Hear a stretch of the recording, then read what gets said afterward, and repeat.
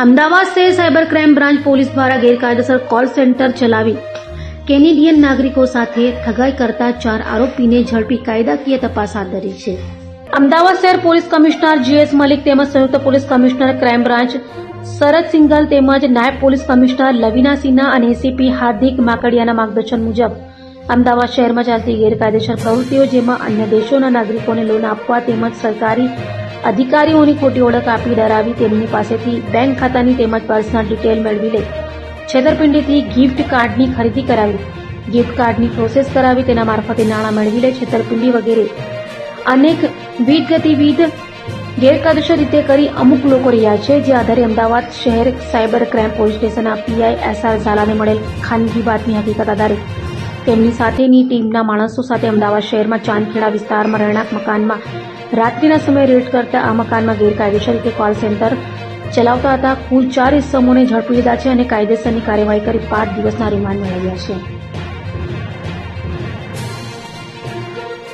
Ahmedabad cyber ક્રાઇમની ટીમને એક બાતમી મળેલી હતી, જે પ્રમાણે ન્યૂ ચાંદખેડા સ્થિત સોપાન હાઇટ્સ છે, સોપાન હાઇટ્સની બિલ્ડિંગમાંથી વિદેશી નાગરિકોને ઠપકે કોલ સેન્ટર ચલાવવામાં આવેલી હતી એવી હકીકત મળી હતી. તો એ હકીકતના આધારે અમારે પીઆઈ એસઆર ઝાલા અને પીએસઆઈ એસઆરસી સોલંકી એમની ટીમ દ્વારા આ સ્થળે રેડ કરતા ત્યાં 4 ઇસમો મળી આવેલા હતા અને એમની પાસેથી 6 લેપટોપ અને 5 મોબાઈલ ફોન મળી આવેલા હતા. જે આ બધા ડિવાઇસની જ્યારે ટેકનિકલ તપાસ કરવામાં આવી ત્યારે એવું જાણવા મળ્યું હતું કે આ જે ઇસમો છે અને અન્ય 2 ફરાર આરોપીઓ છે એમની સાથે મળીને કેનેડાના નાગરિકોને ઠગવાનું આખું કોલ સેન્ટર ચલાવે છે. જે બેઝિક મોડસ ઓપરેન્ડી જોઈએ તો જે આરોપી પકડાયેલા છે એમાં એક આશુ પટેલ, હર્ષ પટેલ અને એક છે એક રાવત કરીને છે.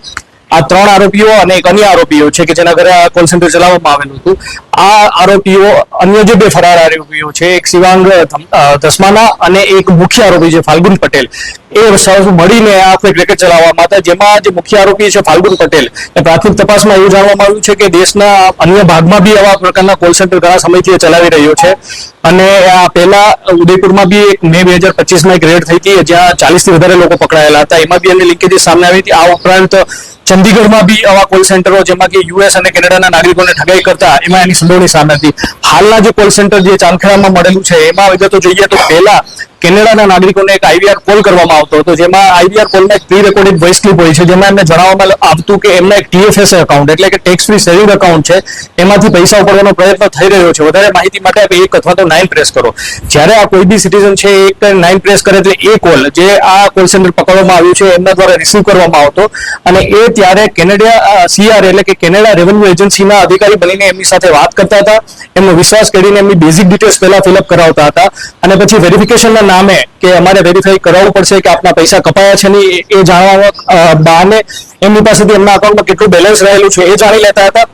ત્યારબાદ એ વેરિફિકેશનનું કહીને એક પોઝ લઈને થોડા સમય બાદ એમને ફરીથી કહેતા હતા કે હા આપના અકાઉન્ટમાંથી એવો અટેમ્પ્ટ થયેલો છે પૈસા વિડ્રો કરવાનો, જો આપને આ પૈસા બચાવવા હોય તો વધારે હોય તો એમની એક ફિન્ટ્રેક કરીને એજન્સી છે કેનેડાની, એમના અધિકારી સાથે આપને ફોન આવશે અને આપ વાત કરજો.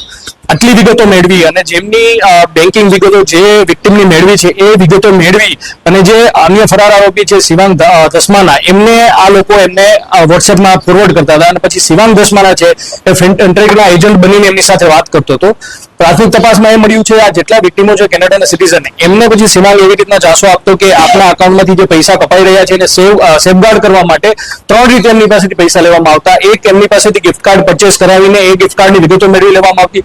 બીજું, અગર કોઈ જો વિક્ટિમ છે એ ડિજિટલી લિટરેટ હોય છે તો એમની પાસે ક્રિપ્ટોકરન્સી કિયોસ્ક જે કેનેડામાં હોય છે એમાંથી આ એક વોલેટ એડ્રેસ જેમાં એક ગવર્મેન્ટનો લોગો કેનેડાનો રાખી અને એ વોલેટ એડ્રેસ એમને મોકલવામાં આવતા અને એ વોલેટ એડ્રેસમાં ક્રિપ્ટોકરન્સી મારફતે પૈસા મેળવવામાં આવતા.